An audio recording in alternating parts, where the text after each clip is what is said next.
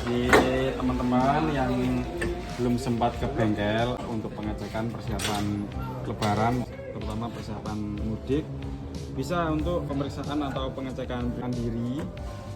Oke, yang pertama kita cek dulu cairan-cairan yang ada di mesin kendaraan, terutama di air washer. Pastikan air washer ini nggak ada batas full atau low-nya, pastikan langsung penuh gitu aja.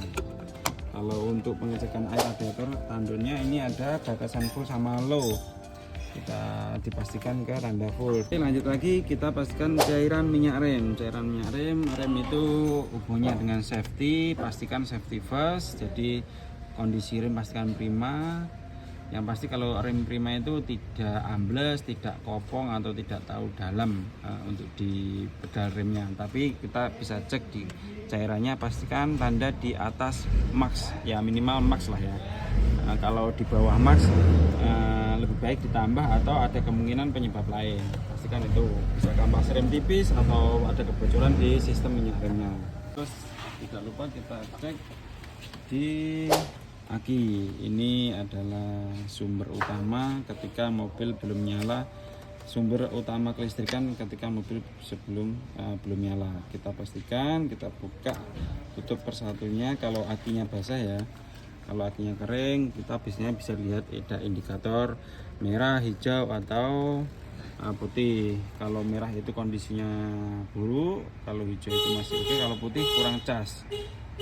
Kalau kita di akinya kebetulan basah, kita bisa cek ketinggian dari volume air radiatornya, air akinya bisa dilihat dari sini. Kalau nggak bisa, biasanya kita pakai cahaya di sini, kasih lampu, atau dilihat secara fisik langsung ini dari lubangnya. Oke, lanjut kita cek kualitas dan kuantitas oli mesin. Pastikan kuantitasnya kita sampai full. Kalau di bawah full berarti ada kemungkinan yang lain, bisa kebocoran atau kemungkinan pas pengisian kurang volumenya.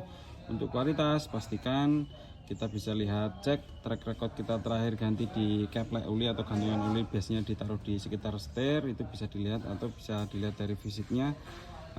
Warna paling gampang kita ngeceknya dari warnanya. Pasti kalau masih bening, coklat bening, itu masih bagus. Kalau kondisinya sudah pekat hitam, ya disarankan lebih baik ganti. Seperti itu garis besarnya itu tadi untuk pengecekan air sama minyak. Terus untuk pengecekan fisik yang lain, kita cek bahwasanya tidak ada sesuatu yang tidak normal di kendaraan kita. Contoh pandang, kita lihat di soket-soketnya semua terpasang dengan baik, tutup olinya kencang, terus filter udara jika perlu bisa dilepas sendiri, dibawa ke tukang bengkel terdekat, disemprot juga bisa. Terus tutup si klem aki ini pastikan kencang ya, kita cek secara mandiri lah. Bisa dipastikan tekanan bannya tidak terlalu keras dan tidak kurang dari standarnya. Pertama nanti kita jelaskan ada standarnya berapa. Untuk rata-rata kalau untuk mobil penumpang pada umumnya seperti sekelas LCGC sampai low MPV termasuk yang premium seperti Alphard rata-rata sih di kisaran 30 sampai 35, 33. Nanti bisa dilihat di pintu di sini ada standarnya, di sini ada. Di setiap kendaraan ada standar tekanan ban yang ada di pilar pintu sebelah driver. Hampir semua rata-rata di sini. Cuman mungkin untuk mobil Eropa atau yang lain posisinya tidak di sini, tapi yang pasti rata-rata di sini. Ini bisa dibuat panduan. Ada satuan bar, KPA atau PSI. Rata-rata sih yang paling sering umumnya PSI. Sebenarnya torsi ban ini harus dicek. Torsi kekuatan mur roda ini harus dicek. Ini bisa cek secara mandiri, bisa ambil alat dongkrak sama tools setnya yang bawaan kendaraan, itu kan ada kunci rodanya, itu bisa diambil untuk pengecekan. Nggak perlu dikencengi atau cuman pengecekan bahwasanya nggak ada yang kendor atau mungkin kurang kencang, itu bisa lebih baik seperti itu. Oke, lanjut persiapan atau pengecekan mandiri persiapan mudik lebaran. Tadi kita sudah di area mesin, pengecekannya sudah, area ban sudah. Terus ini nggak kalah penting untuk area interior sama kelistrikan di luar. Kelistrikan di luar itu maksudnya kita cek secara keseluruhan sistem kelistrikan yang ada di kendaraan yang pada umumnya, terutama lampu-lampu. Pastikan lampu-lampu kita nyalakan sendiri seperti ini, lampunya nyalakan, rota, jauh, lampu utama, fog lamp, hazard, terus on, terus habis itu kita mundur.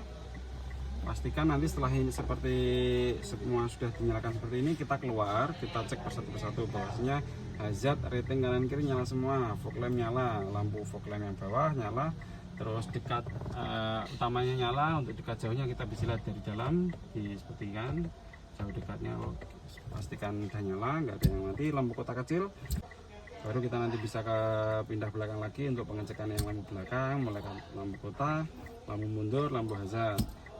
Tapi untuk lampu rem bisa minta tolong temannya atau siapa untuk ngeremnya, untuk mengeremkan pedalnya. Ada yang lihat di posisi belakang atau nggak penting juga washer wiper. Nah ini dipastikan, pastikan airnya keluar. Terus pastikan ketika mesin nyala di kendaraan Anda tidak